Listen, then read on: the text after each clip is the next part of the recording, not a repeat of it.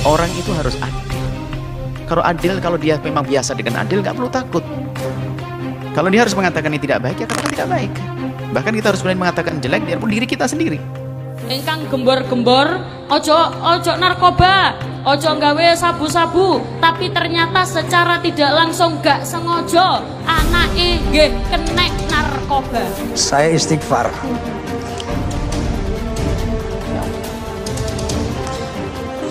Ini ujian.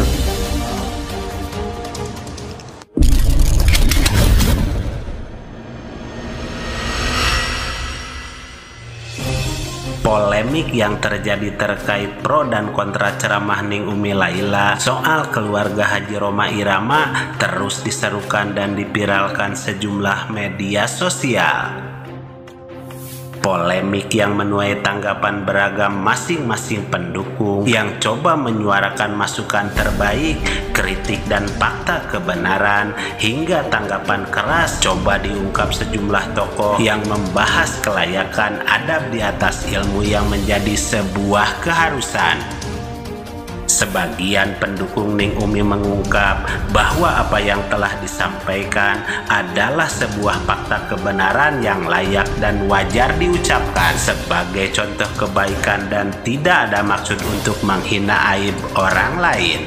Namun bagi sebagian pendukung Bang Haji, bahwa yang disampaikan dalam ceramah tersebut bisa melukai luka lama hingga dianggap tidak pantas dijadikan sebuah contoh kasus dalam ceramahnya. Lantas bagaimana menyikapi semua hal tersebut, mengingat kedua tokoh besar ini sama-sama mempunyai peran penting dalam menyerukan pesan-pesan kebaikan Islam, hingga Buya Yahya mengingatkan hal penting ini. Selengkapnya mari kita bongkar dengan menyimak sampai selesai agar tidak salah paham.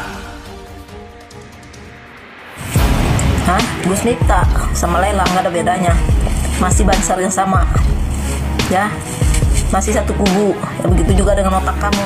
Buat Bang Haji Rhoma Irama, ketika Anda berdakwah mengatakan ibunda Bapak Jokowi beragama Kristen, tapi Anda tidak menemukan faktanya karena itu berita hoax.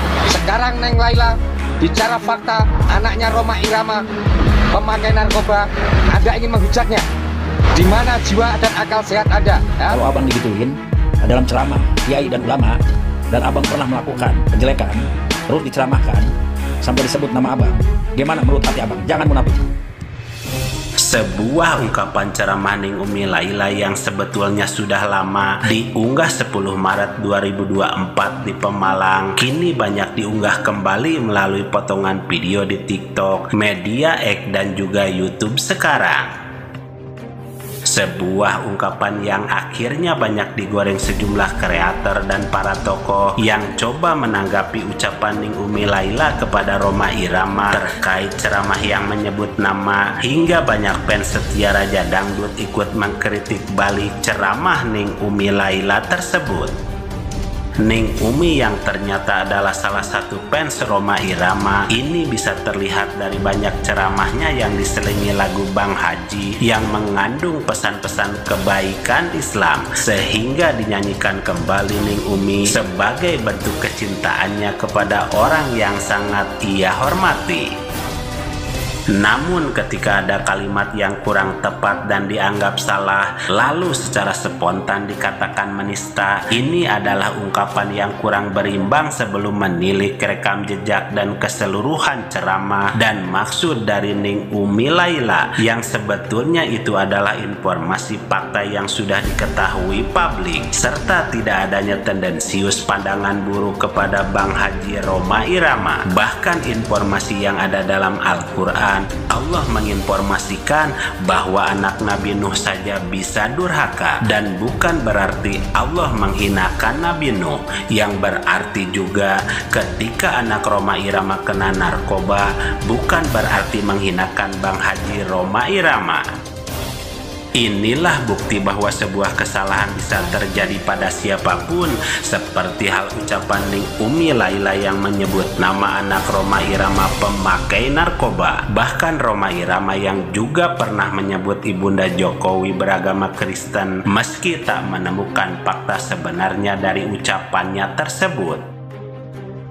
Dan untuk melihat marak komentar beragam hingga pentingnya asupan yang adil terkait apa yang diserukan serta bagaimana mestinya kita bersikap, inilah pesan Buya Yahya yang menegaskan hal penting terkait ini. Maka orang itu harus adil. Kalau adil, kalau dia memang biasa dengan adil, nggak perlu takut. Kalau dia harus mengatakan ini tidak baik, ya katakan tidak baik. Biarpun itu sanak kerabat, teman dekat. Kalau tidak adil itu repot, dimanapun akan merugikan orang tidak adil itu. Adil. Bahkan kita harus berani mengatakan jelek biarpun diri kita sendiri. Jadi permasalahannya itu, kalau adil kenapa? Kalau dia khawatir berarti nggak adil dia. Kalau adil itu tenang aja. Kita mengatakan, oh ini nggak baik, biarpun sahabat karib saja dia punya kebiasaan tidak baik begini harus dirubah. Biarpun teman dekat saya.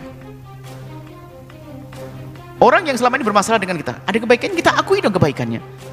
Nah, itu adil. Jangan sampai kita melihat seorang yang berbeda dengan kita selalu jelek. Makanya itu adalah ada punya ini bibit-bibit ekstremisme ya, kayak itu. Bibit-bibit orang yang bisa menerima orang lain itu hati-hati kotor. Selalu kalau selagi tidak cocok jelek semuanya. Selagi cocok baik semuanya. Nah, ini nggak benar begitu tuh, nggak adil namanya. Itu berbahaya. Dan bukan begitu orang yang diinginkan Nabi SAW. Kita harus berani mengatakan kebenaran biarpun pahit kita rasakan. Kita harus berani menyampaikan kebenaran biarpun itu adalah berat bagi kita. Itu tanda orang yang jujur dan orang yang adil. Itu saja. Ketika tujuan menilai untuk membuat perubahan yang kurang baik kita perbaiki, dan yang sudah baik jadikanlah contoh. Menjadi orang itu harus adil dan tak perlu takut. Ketika memang tidak baik maka katakan tidak baik. Jelek berani katakan jelek biarpun diri kita sendiri. Kita harus berani mengatakan kebenaran biarpun pahit kita rasakan, dan itulah tanda orang yang jujur dan adil, kata Buya Yahya. Ungkapan Buya Yahya bukan menanggapi Ning Umi Laila dan Haji Rhoma Irama secara langsung, namun ungkapan beliau sebagai tuntunan kebaikan dan jalan petunjuk bagi kita dalam menyikapi dan memandang secara cerdas dan berimbang suatu masalah seperti demikian dalam pandangan Islam. Sehingga pesan yang bisa kita ambil bahwa seorang yang cerdas mampu melihat dalam sebuah kebaikan, mampu mendengar keras dengan rasa hormat, mampu menjawab lantang dengan bijaksana, dan mampu mempertimbangkan dengan cermat serta memutuskan dengan adil. Dan yang penting untuk diingat bahwa siapapun manusia tak ada yang sempurna. Bagaimana orang memuja Anda, menyanjung Anda? Saya istighfar.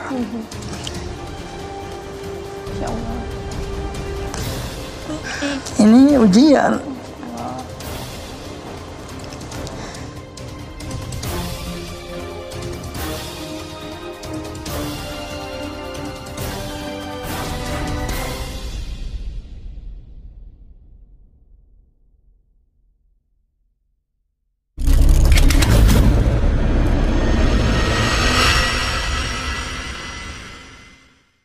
Harta yang kita cari pagi, petang, siang, dan malam itu belum tentu kita nikmati. Maka salah satu investasi akhirat sampai ke alam barzakh kita adalah pembangunan pondok pesantren. Di antaranya yang terpercaya, pembangunan pondok pesantren Gunung Panda Malang. Rekening wakafnya BRI 1174 01 00554 560 atas nama Pondok Pesantren Gunung Panda.